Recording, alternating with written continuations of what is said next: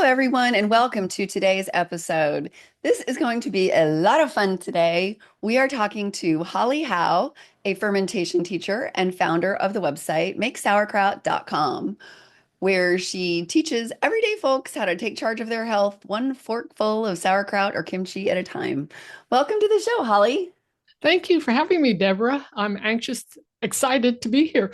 Yeah, I'm excited to have you. Fermentation is one of those skills that I have never really gotten very good at. Like most people, I think, when I went to preserve the harvest from my garden, I thought about freezing, I thought about canning, but it didn't really click that fermentation was even a thing. In fact, I don't think initially I even knew there was a difference between fermentation and pickling. I just thought, I'm like, oh, well, sauerkraut is like a pickle thing, right? Let's just start there. Tell us, like, what is the difference between pickling and fermenting? Okay. Well, I got into fermentation for the health benefits of it. Traditional cultures that were studied by a dentist many years ago, Weston A. Price, found that a common thread through all these cultures was that they ate fermented foods. So that started me down this rabbit hole. I started with sauerkraut, but there is a big difference between pickled, say cabbage or pickled pickles, and fermented. Fermented is keeping the food alive so that it still has the probiotics and enzymes that feed your gut health.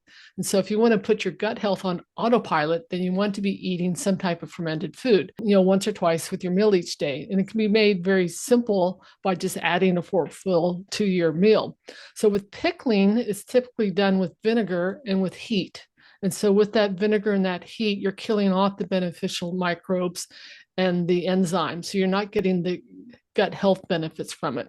With fermentation, you're relying upon the bacteria to preserve it for you. For like with sauerkraut, we're like making coleslaw. We're slicing that cabbage very finely. We're adding shredded vegetables or garlic or ginger, whatever, to flavor it. And then we sprinkle it with salt. That salt is very important. That acts as our preservative. It pulls the liquid out of the cabbage cells to create a brine. And we pack everything into a jar and it sits below the brine where then it ferments. And the bacteria that come on the cabbage, they're there for us to capture and make use of and thank them for their hard work. They go to work once they're in that jar without air under the brine and they start munching on that cabbage and grabbing the sugars out of there and making lactic acid. So lactic acid is our homemade preservative. That's what preserves it. That's what gives it its tang. And that acts as a digestive enzyme for us. So as we age and our hydrochloric acid production goes down, we can bring in these fermented foods to bring those levels back up to keep our digestion where it's at. So pickling was with heat and doesn't have the beneficial bacteria and enzymes, whereas fermentation is with the bacteria creating the beneficial probiotics for our gut health. Awesome. Thanks for making that distinction. You kind of touched on this a tiny bit, but let's take a step back and have you tell us about yourself and how you got interested in writing a book about sauerkraut. Okay.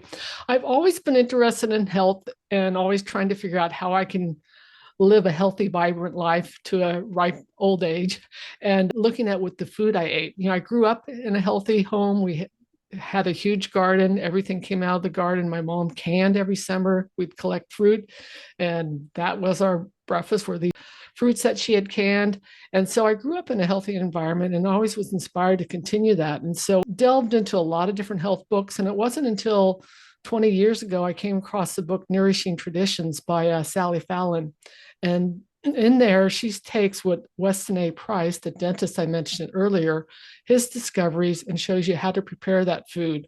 And so this dentist, he was looking back in the 30s, he was noticing people coming into his dental office did not have the nice broad palate. Their teeth were decaying. There was a lot more dental issues going on than he had seen previously in patients.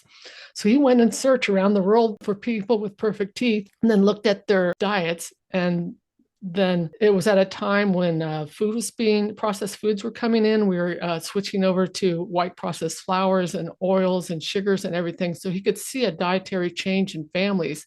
And when these people started eating the processed foods, then they ended up with the more dental issues. So what he came up with this, what did these people eat and how did they prepare it? And that's where a common thread was sauerkraut or some type of fermented food in all these diets. So that got me into, okay, I'm going to try sauerkraut. So I knew nothing about making it at that time. This is 20 years ago. There was no YouTube channels, there was no Amazon to buy products that, to for our fermentation vessels. And the only book out there was Sally Fallon's Nourishing Tradition. And then Sandor Katz had his book, Wild Fermentation. So I made my first batch of sauerkraut pretty much like I was making a batch of cookies. I had no idea what fermentation was. I had no idea that there were microbes in that jar. I just followed the directions, threw everything together, and hoped and prayed. And then, gradually wanted to perfect the process. And so over time, I figured out all the little nuances, how much salt to add, what kind of salt to add, how to figure out how much salt to add, when to make sauerkraut, how to slice it, etc. And then gradually friends wanted help with it. So I started helping them with it. And before you knew it, I had put a website together, and then the book came next.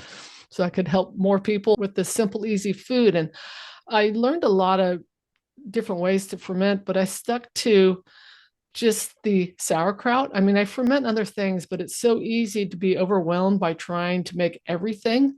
And so this became like my one thing. I was raising a family. You can only do so much at home with two kids in the house. So I was trying to figure out how can I simplify it. So it was by adding just one fermented food to my diet, and that was the sauerkraut. And that's what I keep in my refrigerator year round to add to my meals, and not feeling I have to make ketchup and sourdough bread and yogurts and kefir and all that. And I still do that, but I found by specializing on one thing that made my life a little bit easier. When did you start your website? 2014.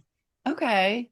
And then It's, how soon after that did the book come? there was a PDF book that came a few years after that. And I want to say 2018, I published the book on Amazon, self-published.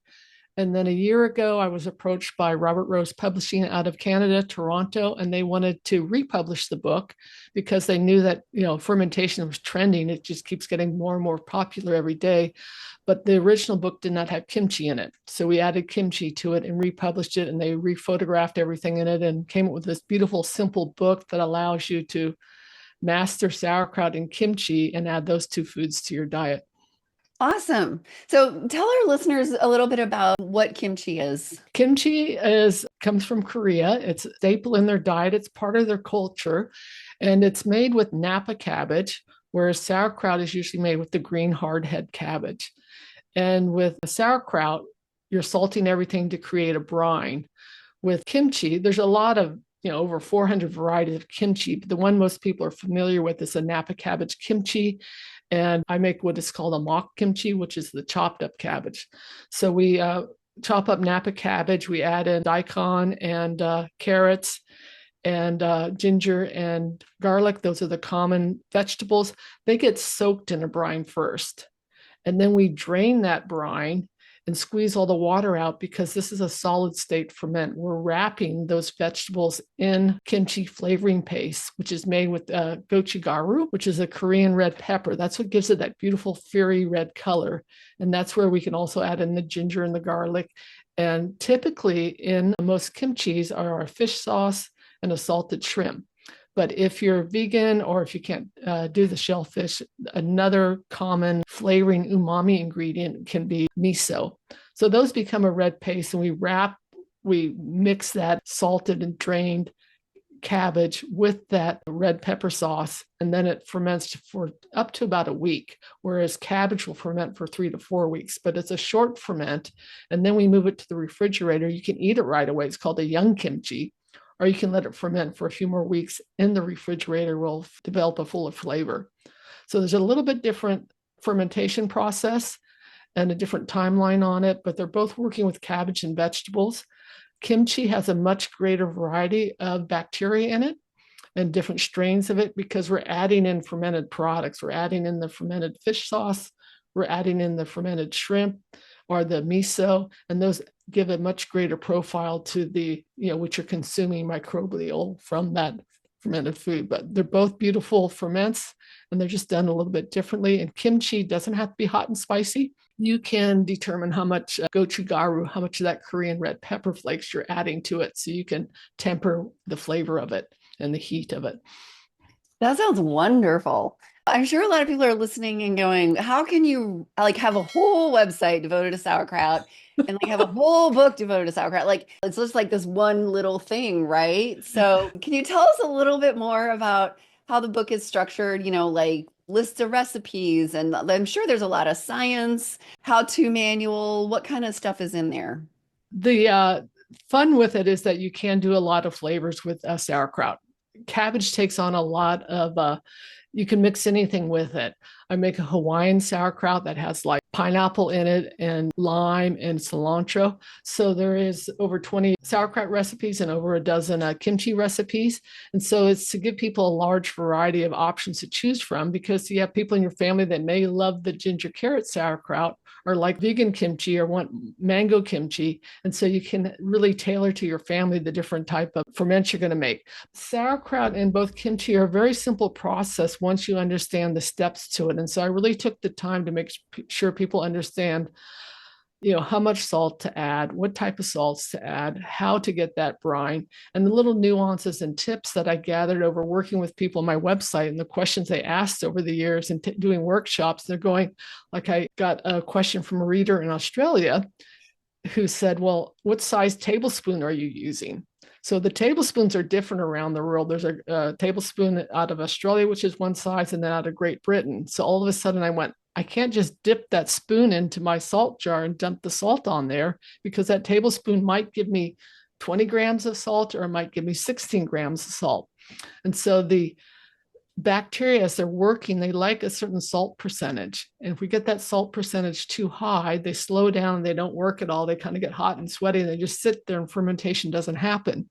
If we don't give them enough salt, then the pathogenic bacteria that we don't want can grab hold, or the yeast and molds can take hold. So we want to use the right amount of salt. So that one question from my reader out of Australia got me weighing everything. So I started using a digital scale and adding in the ingredients and putting in the cabbage, and then adding a 2% salt solution to that. 2% salt by weight. So those little things are what are in the book, so that you can master this one ferment, be making it in your sleep before you know it. So there's enough tips in there. So all these little things that can go wrong during the fermentation process are prevented by learning that step-by-step process. And then you can choose from what flavor you want to work with. So there's a little bit of background on sauerkraut and kimchi and the fermentation process, the difference between it. There's a nice shopping guide of all the material you need and why. I go over like my favorite fermentation weight for sauerkraut, which is a fermentation spring. And so there's just little things like that that can help give you the success you need.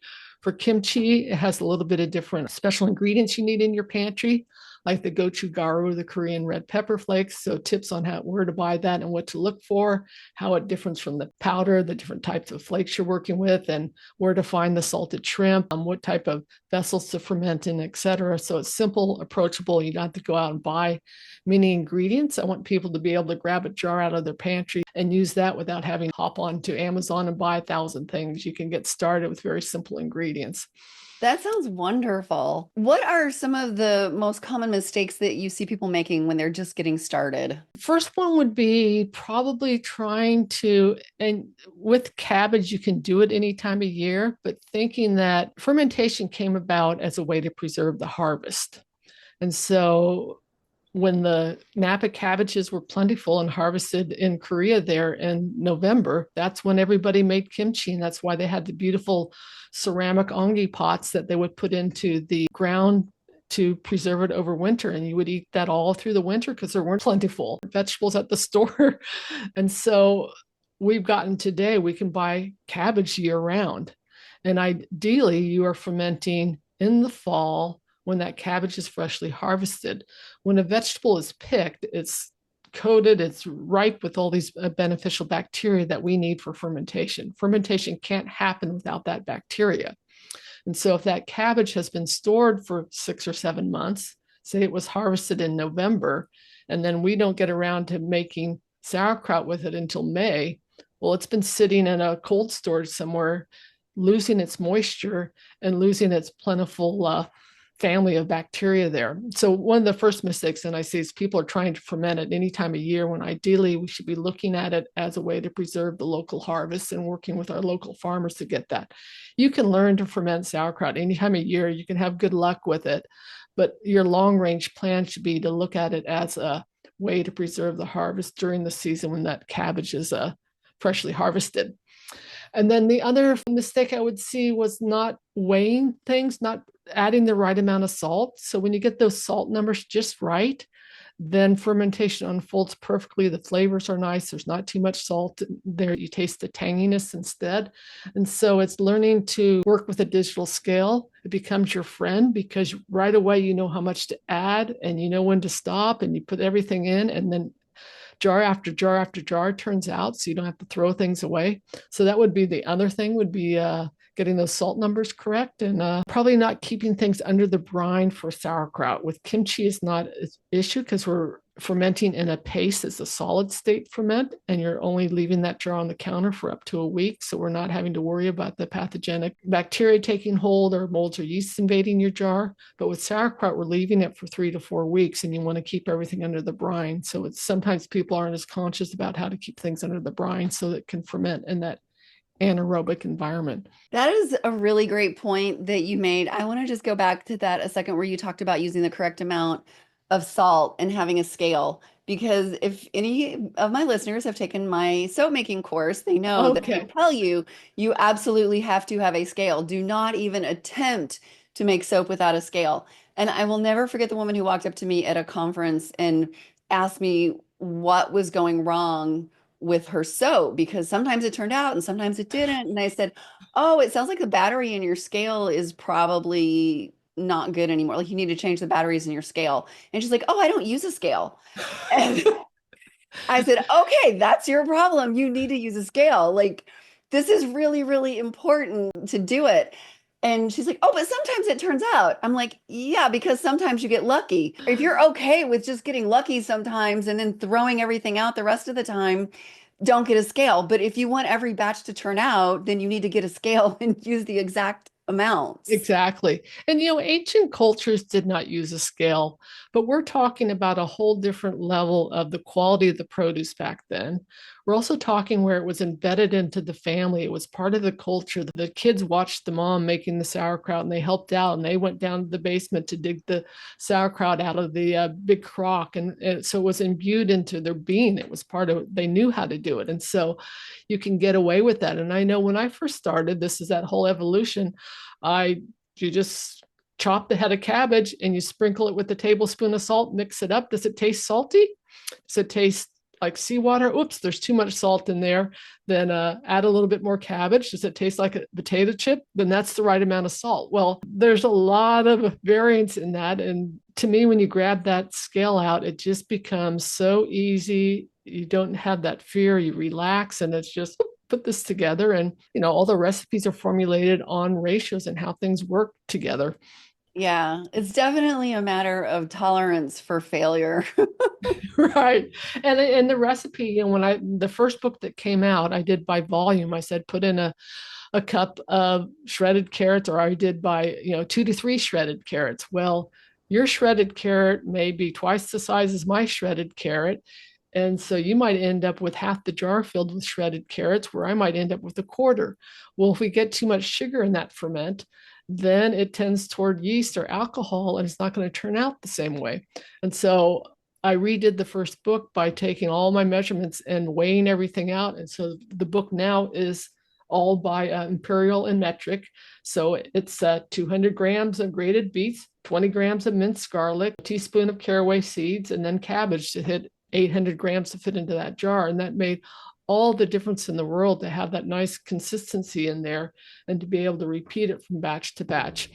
And like ginger and garlic, the amount you put in a ferment can really change the flavor of it. If you put too much garlic in, it can almost get bitter.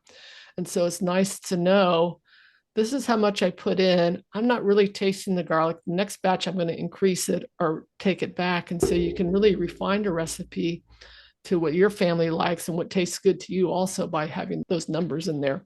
Awesome. So, are there some myths about fermenting or making sauerkraut that you wish would just go away? Oh gosh, that's a good one. Let me that it's not safe. People are very afraid to serve their family what they made.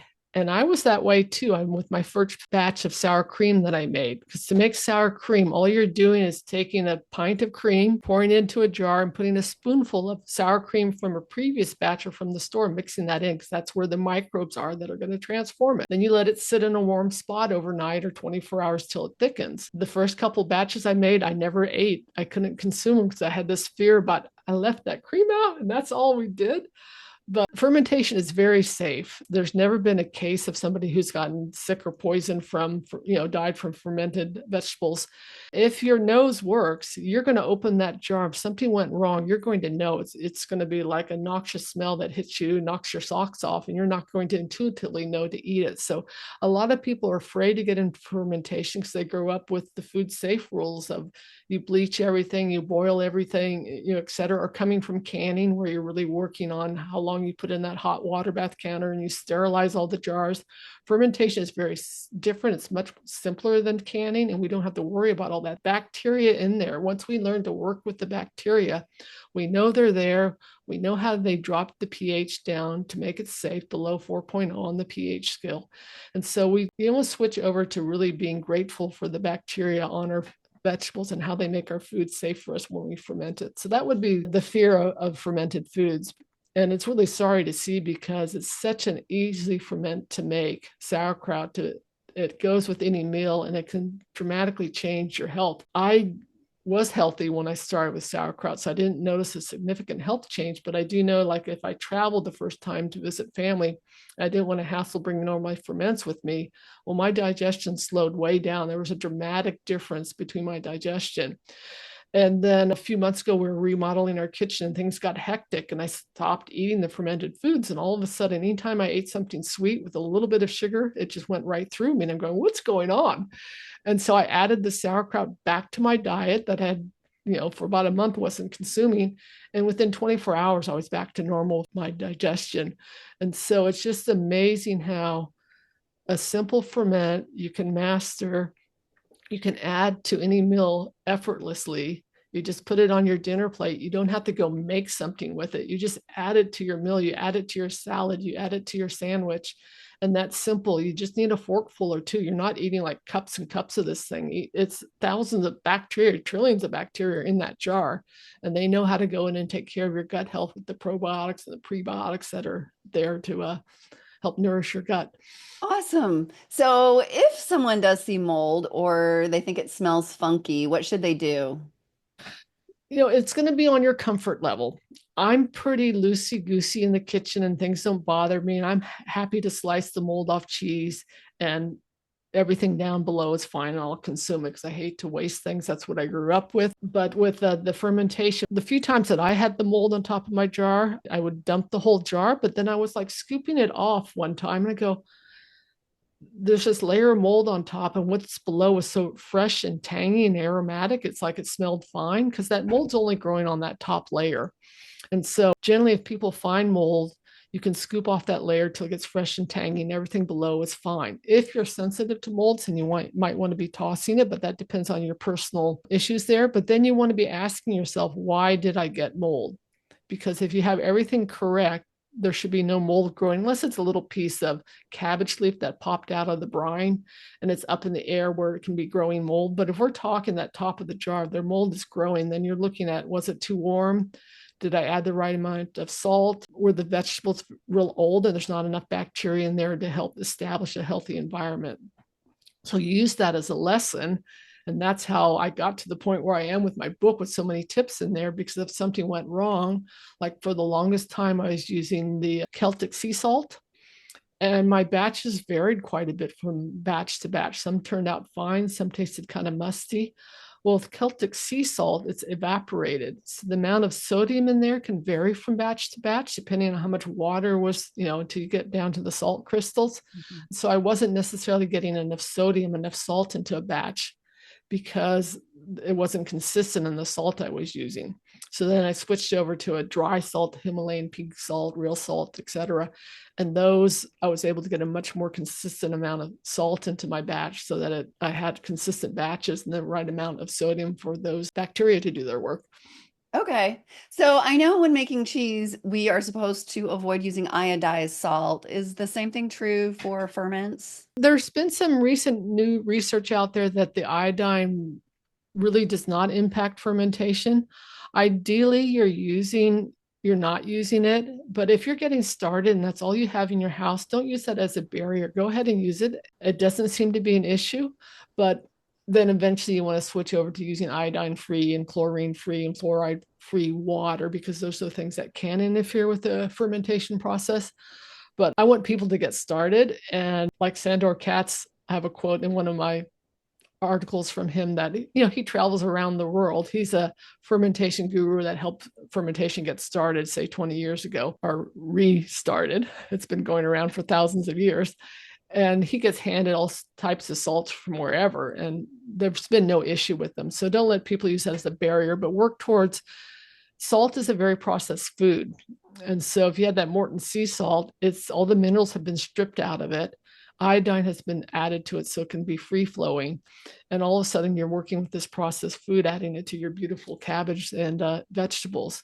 And so just like trying to look at the oils you consume, the sugars you consume, we should be looking at that with our salt too. And so that's why I like the mineral rich salts like Himalayan pink salt or real salt because they haven't been processed. They're just the ancient mineral beds that have been ground down into the salt. Okay. So you mentioned eating sauerkraut at every meal, and I'm sure a lot of people are wondering, like, how do you do that? That sounds strange. I wouldn't say necessarily every meal, but I would say 1 to 2 meals a day. It goes really nicely with anything. Sometimes, like on top of eggs, you can be putting sauerkraut. Your salad at lunch, you can add it to any dinner meal. It goes wonderfully with. What's really neat about it, it's an umami rich ingredient. It's packed with, it opens up like your taste buds and brings out new flavors in a meal. So if you have a dish that tastes kind of flat and there's nothing to it, the minute you add this sauerkraut to it, just like chefs who use tomato paste and Parmesan cheese and miso and soy sauce, those are umami rich ingredients that bring out the flavors in a meal. So the sauerkraut's doing the same thing. If you have people that are hesitant to eat it, it can be blended into a smoothie. It can be tossed into a big salad. You can take the brine and add it into avocado toast, etc. So it can be hidden in things, but you get to the point where you almost crave it because it adds such a nice flavor to your meal. Ideally, you're trying to mix it into 1 or 2 meals a day.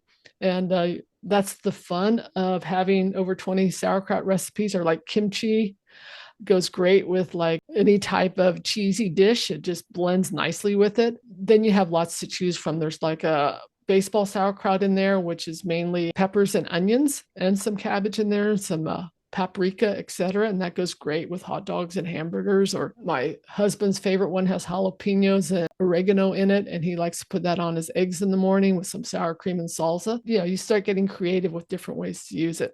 Oh, I love that. Oh, I love the idea of having jalapenos in there. So, do you have any final bits of advice for somebody who's nervous about starting their first batch? You'll get more comfortable with it and just start it. Even have a friend come over and go through it together, because sometimes people are keep putting it off. And when you have a friend come over, then you're both there, it's scheduled, it's on the calendar. But to trust in it, I always compare it to like a spinach salad, and how we're comfortable eating that spinach salad or that green salad and we don't have any fear about it. But if there was like E. coli on that lettuce and you rinse it off the best you could, there might still be some E. coli on that, depending on your gut health, whether you're going to get sick from eating that E. coli tainted spinach leaves. But with sauerkraut, we're putting everything into a jar, and those bacteria are going to lower the pH. And if there's bad bacteria, if there's E. coli on that cabbage, the bacteria get rid of it. So we should actually feel much more comfortable eating that sauerkraut that we left to sit on our counter for a few weeks than that green salad that we threw together, because we've rinsed and cleaned off those vegetables, but they're still, those guys are tiny. They can be lurking in those little nooks and crevices. Even like chemicals sprayed on during the growing process of that cabbage, or the bacteria in there can reduce it down to almost nil. It's that fermentation process. They're taking care of our food for us. And then you can start with just a strand of it. You can taste your sauerkraut after 1 week and go, how does this taste? And pull out one little itty bitty strand and go, And you just gradually get used to it. And we haven't, as a culture, grown up with tangy foods and sour foods as much as some of the European cultures, maybe. But just try it, mix it in with something. But you're in essence making coleslaw, and instead of adding creamy dressing on top, you're salting it to make a watery brine dressing. And then you're packing that into a jar and letting it work in front of you. It's artwork. You can see it transform its colors over time, and you can see the bubbles coming up, and the bacteria are at work, and then you become awesome to see what's going on there. So yeah.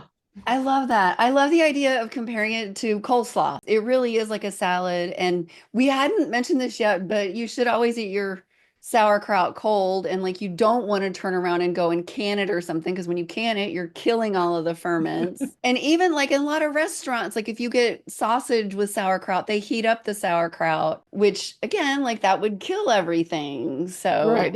It depends on how high you're heating it. And just so people realize if they're excited about sauerkraut and want to try it and want to go to the store and buy it, make sure you're looking in the refrigerated section, because if they have shipped this cross country and they canned it and put it in a jar with a screw down lid that gets sealed, or it's in a can down the middle of the aisle, then it's not going to have the beneficial bacteria. And there's nothing wrong with that, except maybe all the nasty preservatives that might be also in there. But if you're consuming it for the gut health benefits, which is where I started from it, where I notice if I'm not consuming it, I have issues, then you want to be looking in the refrigerated section, and you want to make sure that it's not been pasteurized, that it's raw. And when you look at the ingredients, that you just see salt and cabbage and some other things in there, that there's no vinegar in it. With, like you were saying, say they serve a hot dog or sausage and they've heated that up. There's traditional dishes out there that we can't give up. There's cooked pork roast with cabbage, that sauerkraut, that adds a wonderful flavor to that dish, that we need that sauerkraut in there. So there's no reason that you can't consume those dishes, but have a little bit of sauerkraut, raw, fresh sauerkraut on the side, versus when you have it heated like that. that's a great point. And I love what you said about where to buy the real fermented sauerkraut in the store in case Yes. people want to try it. That is a terrific point. So, if somebody wants to connect with you online, where can they find you? They can start with my website, which is makesauerkraut.com. And, I'm on Facebook and Instagram and Pinterest, and I answer emails. And that's kind of where you're going to find me, is via the website's probably the best place to start.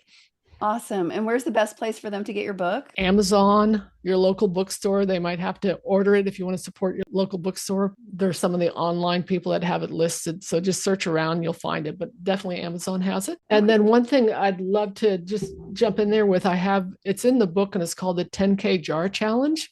I want this in people's homes. I want people to realize how easily they can learn to make, if this is the one ferment they make and they don't make anything else with kimchi, cabbage, or sauerkraut. And so I'm trying to get 10,000 jars fermented around the world. And so on my website, I have the 10K jar challenge. And so you ferment a jar of it, you take the picture and you upload it, and there's prizes and giveaways as we hit different milestones on that. But just to keep it simple and let people know they can do this. That's awesome. I love it. Well, thank you so much for joining us today. I bet a lot of people are going to be inspired to go try this now. Yeah, it's very simple, and most people nowadays do have a digital skill around home. So get started with it, and you can do it.